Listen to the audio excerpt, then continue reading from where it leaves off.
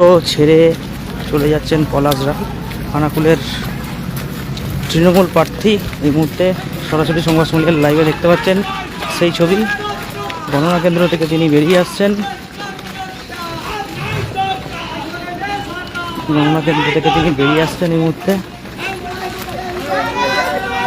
পলাশ রায় এই মুহূর্তে একদিক দিয়ে স্লোগান, এই মুহূর্তে সরাসরি সেই ছবি দেখাচ্ছি। খানাকুলের তৃণমূল প্রার্থী পলাশ রায় এই মুহূর্তে গণনা কেন্দ্র থেকে বেরিয়ে আসছেন, সেই ছবি দেখাচ্ছি এই মুহূর্তে। সেই ছবিটা দেখাচ্ছি সরাসরি সংবাদ সম্মেলনের লাইভে এই মুহূর্তে দেখাচ্ছি ছবিটা।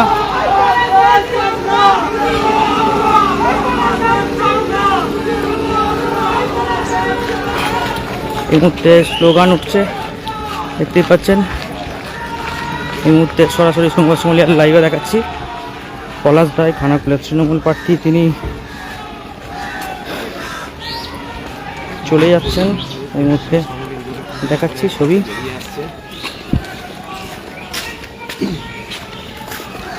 এই মুহূর্তে দেখাচ্ছি সরাসরি সংবাদ সম্মেলনের লাইভে দেখাচ্ছি।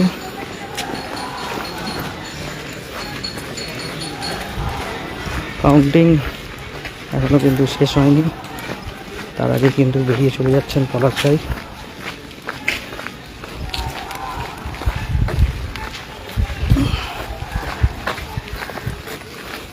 মুহূর্তে দেখাচ্ছি সরাসরি লাইভ।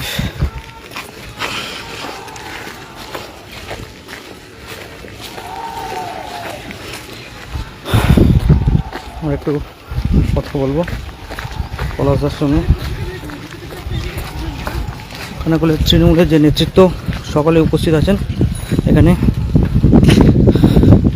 একসঙ্গে।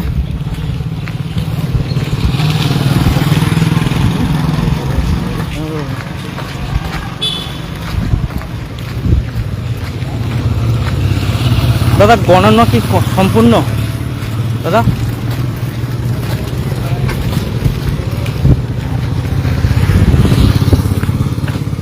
তিনি কোনো বক্তব্য দেবেন না, বেরিয়ে যাচ্ছেন।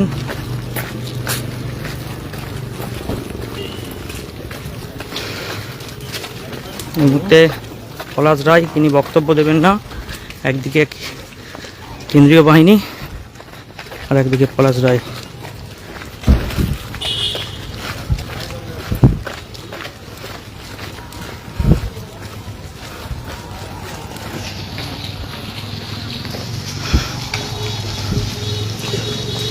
গণনা কেন্দ্র গণনা হওয়ার আগেই কিন্তু পলাশ রায় বেরিয়ে গেলেন এখান থেকে।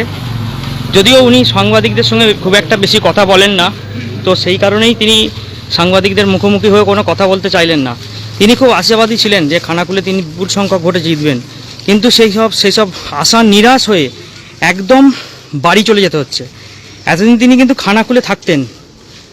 তিনি বলেছিলেন যে হারলেও খানাকুলে থাকবো, জিতলেও খানাকুলে থাকবো। এখন দেখার বিষয় হারার পরও কি খানাকুলে থাকবেন আদেও। এই মুহূর্তে পলাশ রায় একদম কাউন্টিং, যেখানে ফল ঘোষণা ছিল, কাউন্টিং চলছিল, সেখান থেকে কিন্তু তিনি বেরিয়ে চলে গেলেন, একদম বেরিয়ে চলে গেলেন। তিনি বলেছিলেন তিনি আরামবাগের মানুষ হয়েও তিনি কিন্তু খানাকুলে বেশ কয়েক মাস ধরে কিন্তু তিনি ছিলেন। তিনি বলেছিলেন আমি জিতব। তিনি কিন্তু বেশ কয়েক মাস ধরে খানাকুলে বুক চিটিয়ে পড়েছিলেন। তিনি খানাকুলে বুক চিটিয়ে পড়েছিলেন, চেষ্টা করেছিলেন তৃণমূলকে জেতানোর জন্য। যাই হোক, জনগণের রায়, জনগণ চেয়েছিল সুশান্ত ঘোষকে জেতানোর, পুনরায় বিধায়ক পদে বসানোর। সেই কারণেই জনগণ রায় দিয়েছে, অথচ সেই রায় তো মাথা পেতে নিতে হবে। এই মুহূর্তে জানবো এখানে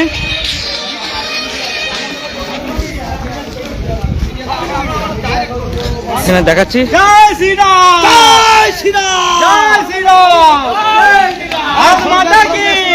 রেজাল্ট কেমন হয়েছে, কি হয়েছে আপনারা কি জানেন? রেজাল্ট খুব ভালো হয়েছে। জ্ঞানেশ কুমারকে ধন্যবাদ জানাই। সত্যি আমাদের কেন্দ্র বাহিনী ছিল বলে ভালো কেন্দ্র বাহিনী ভালো সার্ভিস দিয়েছে। আর যদি রাজ্য কেন্দ্র বাহিনী না থাকতো আমরা আজকে সব খরচা হতাম।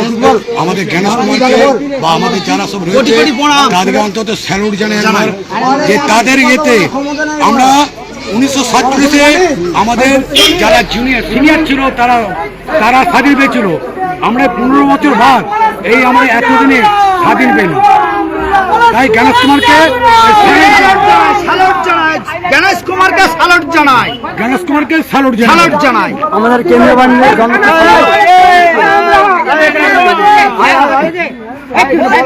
খানাকুলের পলাশের চামড়া খুলে দেব, খানাকুল পলাশের চামড়া খুলে দেব, খানাকুল পলাশের চামড়া খুলে দেব, পলাশ কুমারের চামড়া খুলে দেব, পলাশ কুমারের চামড়া খুলে দেব।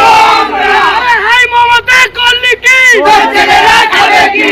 হাই মমতা করলি কি, ছেলেরা খাবে কি? হাই মমতা করলি কি, ছেলেরা খাবে কি? এই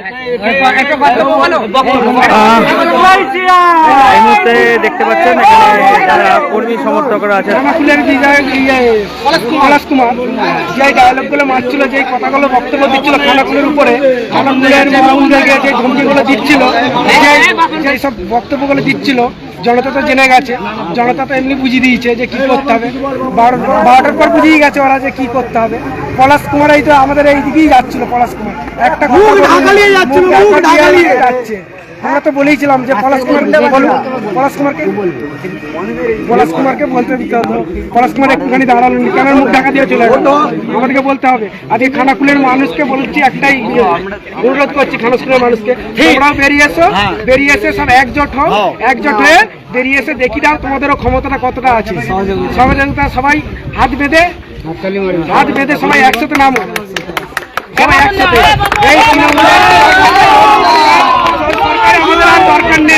এই সরকার আমাদের দরকার নেই। আমাদের মা বোনেদের রক্ষার জন্য আমরা চেয়েছি বিজেপি সরকার ভালোভাবে কেন্দ্র বাহিনী এসেছিল। পলাশ কুমারের চামড়া, পলাশ কুমারের চামড়া, এই মমতা করলি কি,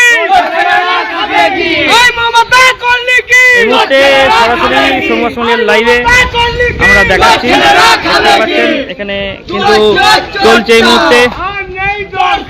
মুহূর্তে সরাসরি সংবাদ সম্মেলনের লাইভে দেখাচ্ছি সেই ছবিটাই তুলে ধরার চেষ্টা করলাম। এখন এই পর্যন্তই, পরবর্তীকালে আমরা বিভিন্ন খবরাখবর নিয়ে আবারও লাইভে আসবো। নিউ নূর সোফা সেন্টার, এখানে সমস্ত রকম সোফা পাইকারি ও রিটেলে বিক্রয় করা হয়। সমস্ত সোফা নিজস্ব কারখানায় তৈরি করা হয়। প্রোপাইটার হানিফ হোসেন খাঁ ও রুহুল হোসেন খাঁ, বড়ডোঙ্গল হাটতলা সিনেমা হলের সন্নিকটে, হুগলি। যোগাযোগ 7797170093 এবং 9382003105।